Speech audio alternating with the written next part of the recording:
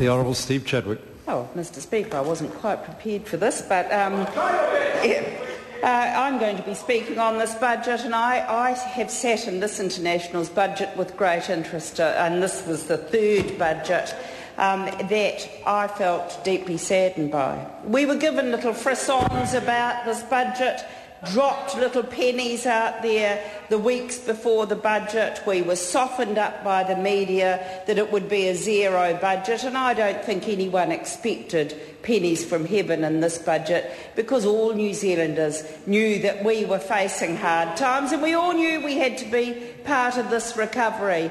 But I listened to that budget, then went away and analysed the budget in the areas of which I'm most passionate about politically, and I found that this budget hurts. It hurts New Zealanders that I care about, and I believe National likes to care about them too, but it's where you make your balance of decisions in a budget, and this budget hurts the New Zealanders that we should be caring about in the future, and those are the children of tomorrow, of our society. It hurts those on Struggle Street. I'm now the senior spokesperson, and you're right, Mr Ockenville, I'm not a new look for Labour, but I'm a granny and I'm proud of it, and that's why I stay here, to make this place better for my grandchildren and those children who are the economic powerhouses of this country in the future, and I want them to have a reason to stay in this country, and this budget gave them no reason, no hope and no aspiration of a brighter future, and my children are all hurting. And I just wonder what side of the street we all walk along.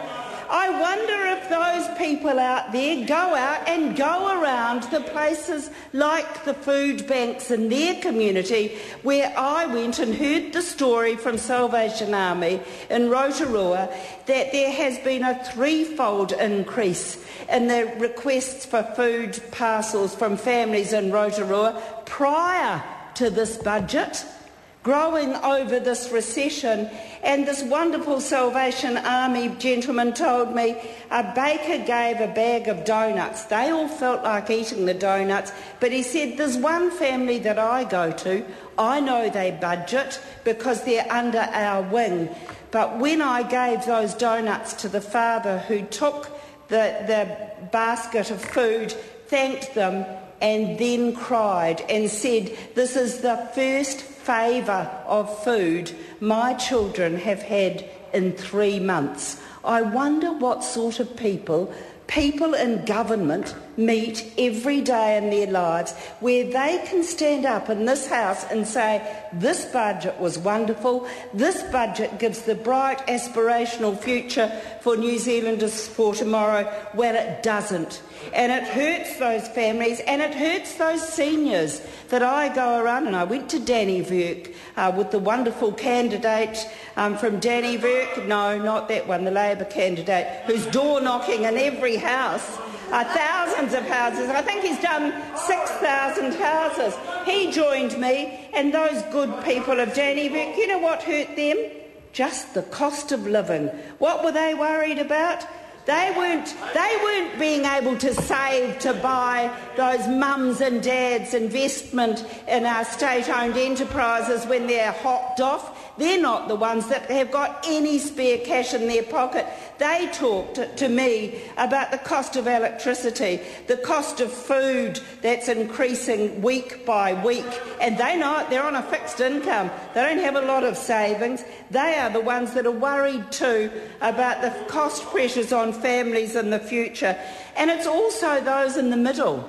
That huge group of New Zealanders that are trying to do a job, trying to bring home the bacon for their families and struggling to literally make ends meet. Mr Speaker, I am proud of being part of a government, a part of a party that has come up with a plan, the Agenda for Children, because we believe, just like Sir Peter Gluckman has been telling his Leader of the House, I don't think he's been listened to by Paula Bennett, that the way that you invest in reducing inequality and targeting poverty in this country is the way that you get people out of dependence on the state in the future. And we agree with Sir Peter Gluckman that every dollar spent on growing healthy children is a dollar that we don't have to spend on building prisons, which that party in government is spending up large on.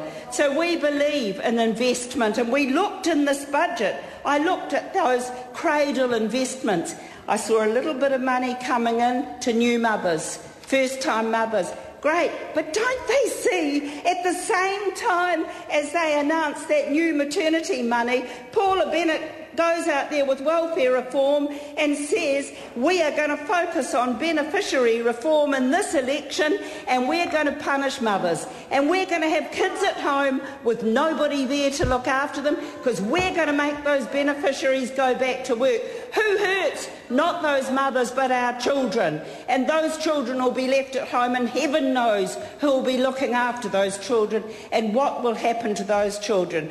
I heard compassionate Liberals like Chester Burrows in the House yesterday talking about that extra bit of money for children in care. But doesn't he see that if you don't invest in the early years of a child's life, that you are going to have those children falling through the gaps with cuts to early childhood education and not being able to achieve educationally, who will become the offenders in society and who will be incarcerated?